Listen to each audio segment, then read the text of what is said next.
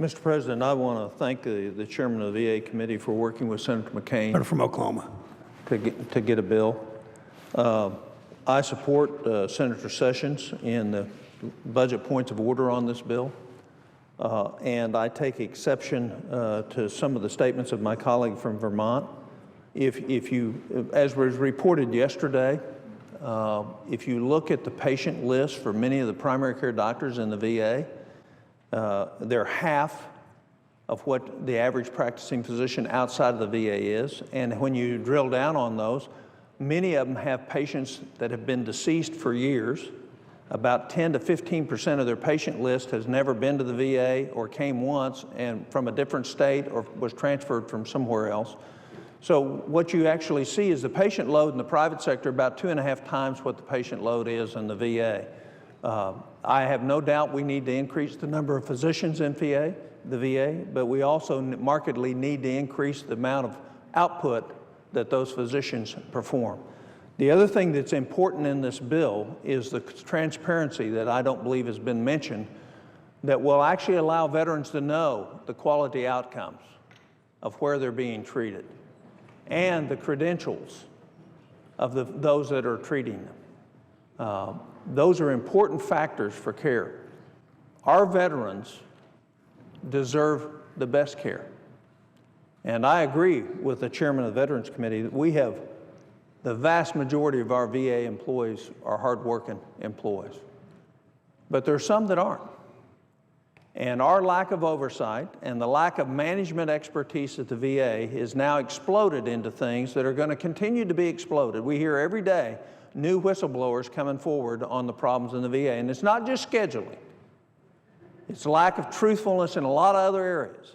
It's a lot of inaccuracy in terms of outcomes. So I agree with the chairman. This is just the beginning. But if in fact somebody puts their life on the line for us,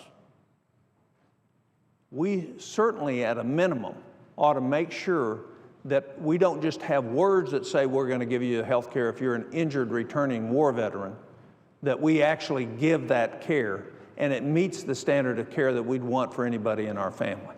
And so this is just the start. The other thing that I would say in agreement with Senator Sessions, there's ways to pay for this bill. And on the clinics, we drilled down on one clinic, and I'm going to spend just a minute talking about it. It's a clinic that will triple in size with an average expected increase in veteran population of 5% and visits of less than 7% over the next 20 years.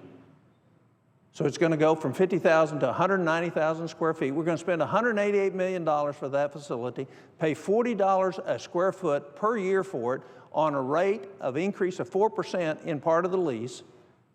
And we can rent the same space in Tulsa at $15 a foot and spend less money than we'd pay for the engineering costs for this to have a clinic just as good or better. So the planning and the management planning at the VA on these clinics is suspect, and I plan on drilling down on every one of those before this bill comes to conference and give our conferees the information based on that.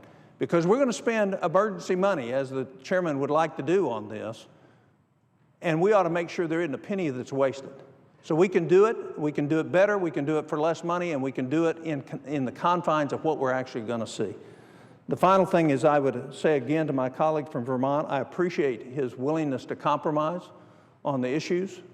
His heart is dedicated to veterans. I understand that. Our philosophies are different on how we get there, but his commitment is nonetheless real and felt. And I thank him and I yield the floor.